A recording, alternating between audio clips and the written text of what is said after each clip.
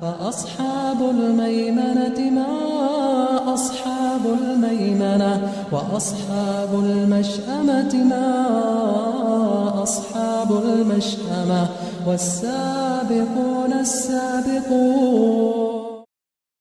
الحمد لله الذي بنعمته تتم الصالحات وأشهد أن لا إله إلا الله وحده لا شريك له.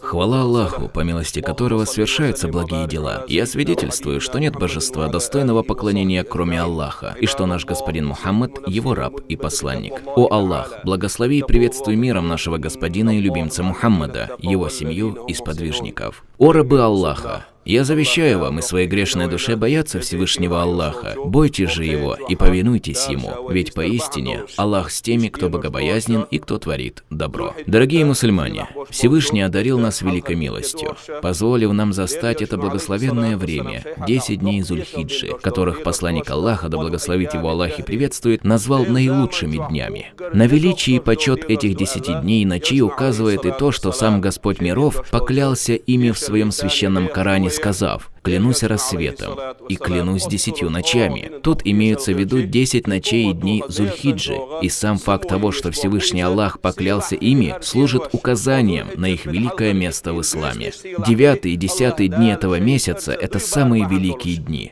9-й день – это день Арафат, в котором мусульмане со всех уголков земли собираются для стояния на горе Арафат. Относительно этого стояния пророк, да благословит его Аллах и приветствует, сказал: «Хадж – это стояние на Арафате», что означает, что не совершивший этот важный обряд паломничества считается не выполнившим сам хадж. Причина названия этой горы Арафат, которая означает «узнавать», заключается в том, что после того, как Адам и Хава были изгнаны из рая, они встретились на этой самой горе и узнали друг друга. Любимец Аллаха, мир ему и благословение Всевышнего, сообщил, что пост в день Арафат, 9-й день Зуль-Хиджи, служит искуплением грехов за прошлые и грядущие годы. Однажды Абдурахман, сын Абу Бакра ас-Сиддыка, да будет доволен ими Аллах, пришел к своей сестре Аише в день Арафат, которая постилась и испытывала сильную жару. Он обратился к ней и спросил, почему она не нарушает пост, дабы не навредить себе. На что она ответила, что не станет нарушать пост в день, о котором посланник Аллаха, мир ему и благословение Всевышнего, сказал, что он стирает грехи за прошедший день. Посланник Аллаха, мир ему и благословение Всевышнего, также сообщил, что когда паломники собираются на горе Арафат и возносят мольбы, их касается особая милость, а Господь миров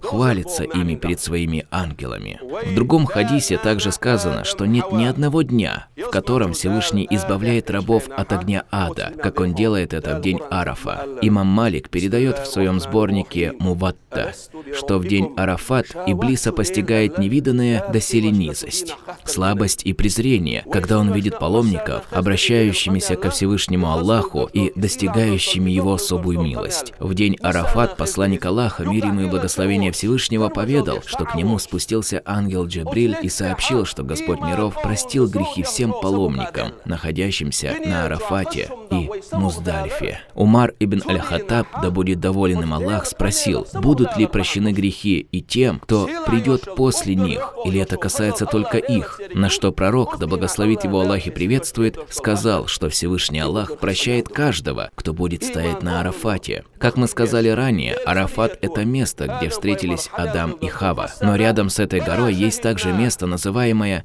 На'маан, в котором встретились все души людей. Ибн Аббас передает, что посланник Аллаха, мир ему, сказал: «Поистине, Аллах взял обет с потомков Адама в На'мане. Затем Господь миров обратился к потомкам без какого-либо посредника или переводчика между ними и сказал: «Не я ли ваш Господь?» Тогда верующие потомки Адама пришли в большой восторг и радость и ответили: «Да, мы свидетельствуем».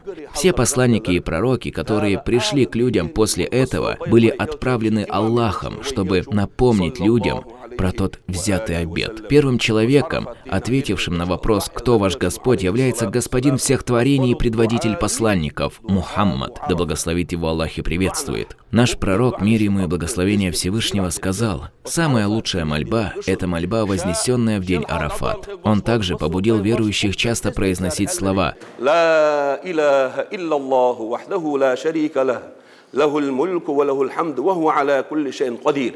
Авторитетный ученый из Йемена Хабиб Умар, да хранит его Аллах, говорил, что в этот день крайне желательно читать эти слова 1000 раз, а также читать суру Аль-Ихлас. Это день, когда Всевышний распахивает двери прощения каждому, кто просит у него прощения и раскаивается в своих грехах. Пусть Всевышний Аллах примет паломничество наших братьев по вере, которые отправились в Мекку, чтобы ответить зову Господа миров. Пусть Господь миров примет их зиярат к посланнику Аллаха, мир ему и благословение Всевышнего, и дарует нам единство и победу над врагами.